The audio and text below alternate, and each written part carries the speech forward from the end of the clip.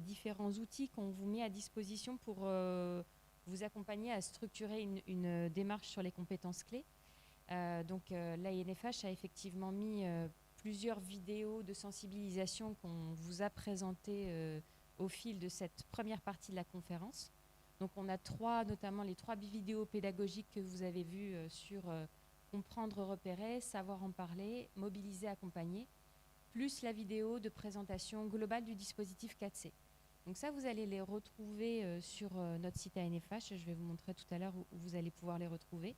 Et puis en complément, il y a un site, evagile.fr, qui permet à l'employeur d'évaluer le risque d'être confronté à l'illettrisme dans son entreprise en répondant à un petit questionnaire anonyme de courte durée. On peut identifier le risque ou non, selon la structure d'emploi que l'on a, de rencontrer des difficultés sur cette thématique de l'illettrisme. Voilà pour les outils.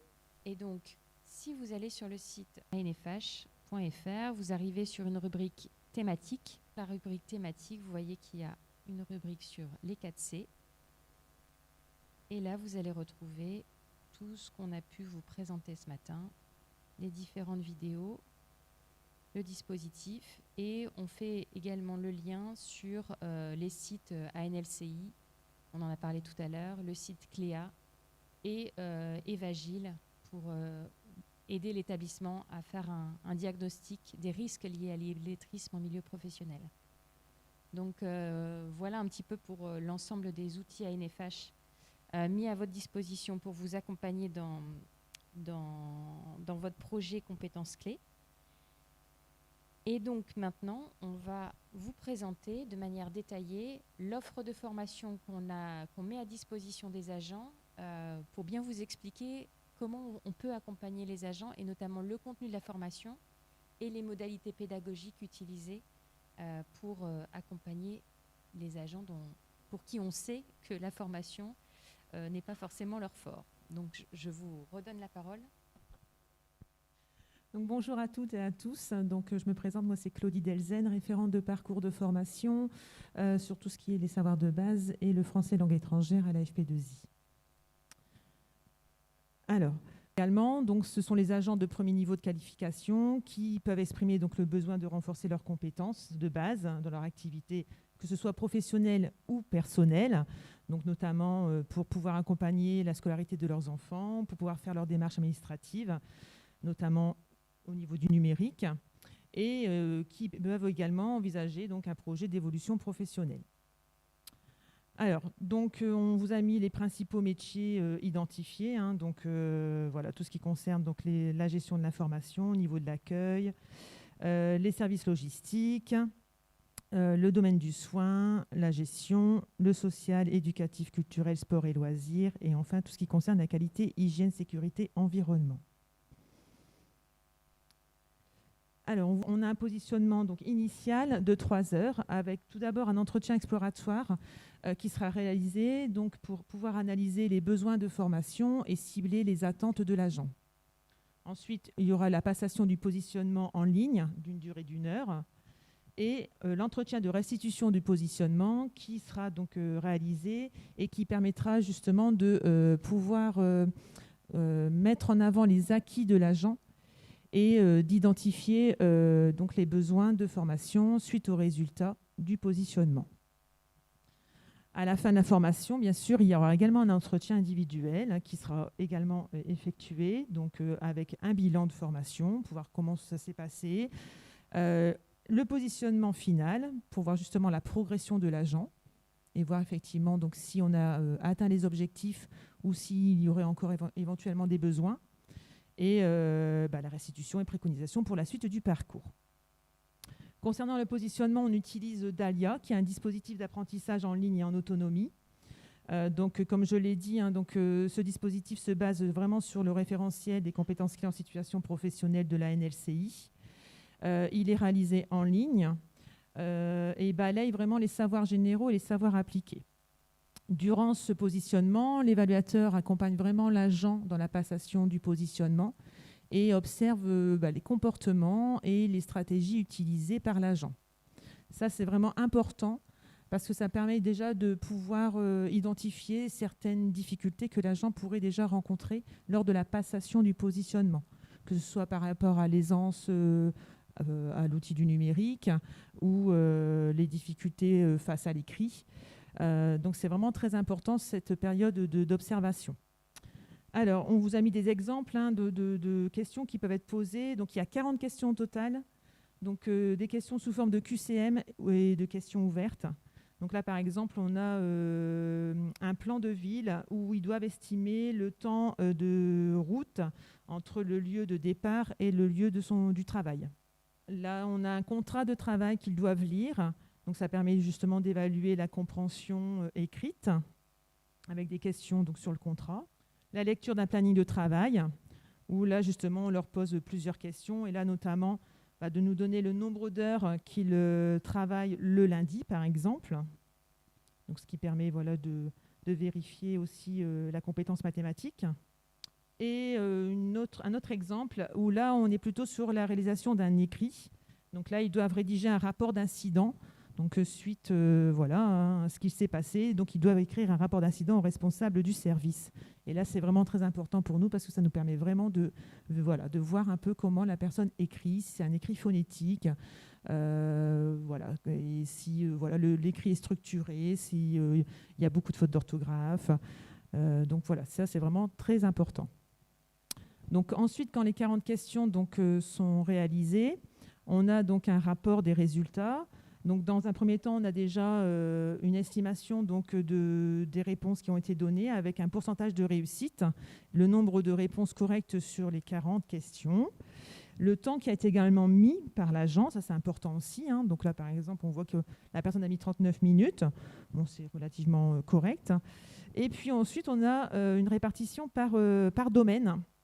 Donc, et ce qui permet déjà d'avoir une première idée des difficultés dans lesquelles la personne peut rencontrer. Et ensuite, on a aussi les résultats sont restitués dans une grille qui permet de définir le degré de l'agent auquel il correspond. Donc, c'est les degrés dont on vous a parlé précédemment, degré 1, degré 2, degré 3. Et ensuite, ça permet de valoriser les acquis, donc après par les réponses qui sont mises en vert, et de cibler donc les compétences à travailler, donc celles qui sont avec la Croix-Rouge. Donc, après le positionnement, le plan de formation sera bien individualisé et comme on vous l'a dit, donc comportera 70 heures de formation, donc en fonction du degré de l'agent. Et donc, il y aura également une formation ouverte à distance qui pourra être mobilisée dans le cadre des plateformes en ligne. On vous l'a dit, étant transversal à tous les métiers, un même module pourra regrouper des agents de plusieurs métiers, effectivement. Donc, dans le groupe, on peut avoir des agents qui n'ont pas forcément le même poste, mais ça, c'est pas grave, puisqu'on a bien dit que c'était une formation qui était individualisée et personnalisée. Mais l'atout, c'est que justement, il pourra y avoir des échanges et de l'entraide aussi entre eux. Donc ça, c'est important. Ensuite, les compétences de base seront appliquées aux situations professionnelles. Donc toujours la même chose, comme je vous l'ai dit, contextualiser pour donner du sens et faire le lien entre les tâches réalisées et la formation qu'on va leur dispenser. Les parcours individualisés des agents nécessitent des temps de formation individuels, donc afin d'accompagner les agents sur des besoins un peu plus spécifiques. Et enfin, les capacités cognitives seront mobilisées et développées de manière transversale au sein de chaque séance. Donc là, c'est tout ce qui est résolution de situations problèmes, le tri des informations, le classement des informations et appliquer ce qu'on a appris. Donc c'est un cahier de bord sur lequel le stagiaire pourra donc consigner des informations importantes. Donc on vous a fait une liste des informations, donc par exemple le poste qu'il occupe, les compétences, les missions, les responsabilités, les expériences professionnelles, et puis des observations, recueillies au cours du module de formation. Ce cahier de bord permet vraiment de valoriser leurs compétences et de mettre par écrit ce qu'ils ont pu capitaliser. Donc, c'est vraiment important. Et du coup, ils conscientisent aussi ce qu'ils ont pu acquérir. Un projet collectif. Donc, l'objectif étant de valoriser les parcours des agents, de développer les compétences clés et de fédérer le groupe. Donc, par exemple, un projet, ça peut être la réalisation d'une émission radio, d'un journal, d'une vidéo. Ça peut être la rédaction d'un livre des métiers, d'interviews professionnelles. Enfin, voilà. Après, là, tout est ouvert pour le projet. Ça, ce sont les agents qui pourront émettre un souhait particulier sur le projet. Et donc, à partir de leurs idées, on pourra donc mettre en place la réalisation de ce projet. Et comme on vous l'a dit, donc une offre de formation multimodale, justement, donc on a des plateformes pédagogiques numériques. On en a 4 au total, donc qui sont donc mobilisables par les agents, avec donc la possibilité d'ouvrir des comptes. Donc on a la plateforme Dahlia. Toutes ces plateformes, j'insiste, toutes ces plateformes qu'on vous présente reprennent des situations contextualisées à la vie personnelle et professionnelle. Elles sont aussi traçables en termes de temps mis par la personne et en termes également de contenu et de résultats.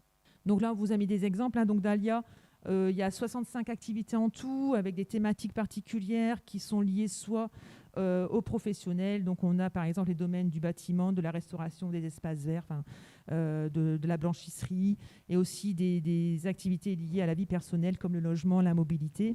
Donc là, on vous a mis quelques exemples avec des pictogrammes et un schéma de lavage des mains. Voilà.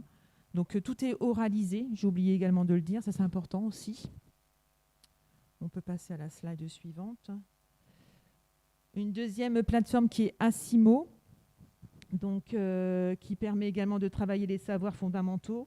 Même chose, toujours sur des situations contextualisées à la vie personnelle et professionnelle. Sachant qu'avec Asimo, les exercices sont gradués en 3 niveaux de difficulté.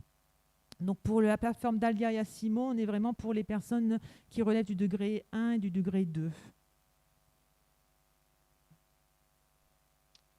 Pour les personnes de degré 3 et 4, on a donc l'utilisation de la plateforme online format pro. Donc même chose qui permet de travailler la compétence en langue française, la compétence mathématique. Donc on est vraiment donc, sur la compréhension écrite, la compréhension orale, le vocabulaire, des notions de grammaire et de conjugaison forcément. Et puis les calculs aussi. Donc là par exemple, on vous a mis une petite slide avec voilà un exercice sur la conjugaison. Ensuite, donc là, on a de la compréhension orale, donc avec une visite chez le médecin. Donc là, avec les petits panneaux par rapport donc, au permis de conduire. Et puis là, on a une facture, voilà, donc pour justement mobiliser les compétences mathématiques. Et enfin, dernière plateforme qui concerne 1001 lettres, donc qui permet vraiment de développer l'autonomie, le raisonnement, la logique, et bien sûr les savoirs comme l'écrit, le calcul, l'espace-temps. Voilà, donc là on a un calcul de remise par rapport au solde. Là, il faut trouver le mot qui convient par rapport donc à un bon de commande. Et ensuite, au niveau des conseils qu'on pourrait donner à un collègue pour soulever une charge lourde, par exemple.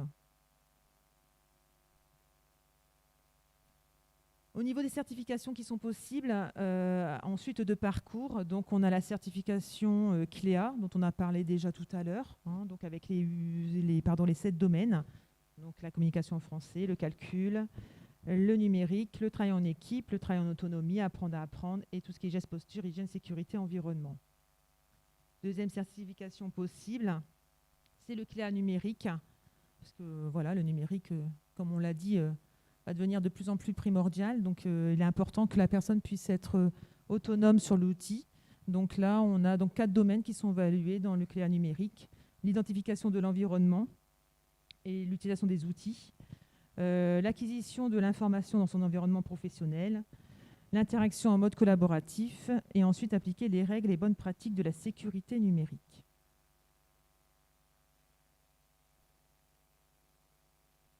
Donc, on vous a fait une petite synthèse. Donc, le parcours de formation individualisé et adapté, ça c'est important. Ensuite, la formation repose sur des situations contextualisées et des documents professionnels utilisés quotidiennement par les agents.